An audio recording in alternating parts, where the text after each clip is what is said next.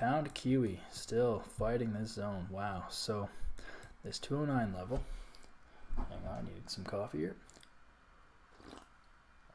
This 209 level is just seems to be just holding it, but yeah, I don't really know how much more this how much more this can go. Like, and I don't know.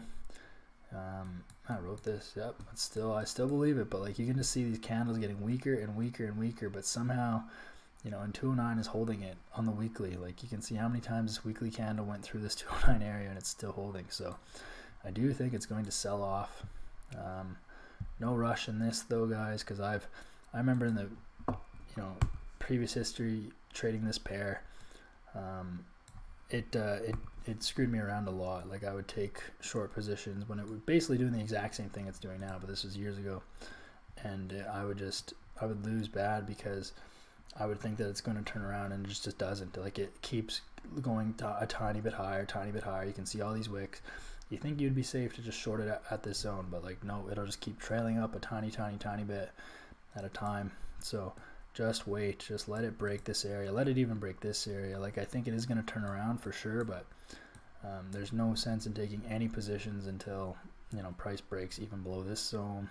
If we drop it on a 4 hour, like, you can see it's starting to actually shift a little bit. You can see lower highs, lower lows, versus this, totally different. So I think things might be clarifying soon. There is this area here that we could consider. So, I mean, I would actually set an alert here just to see what happens when price hits the bottom of this area. This was the furthest 4 hour wick that it's previously made. So if it breaks below this zone, by then it'll probably be pretty close to this moving average.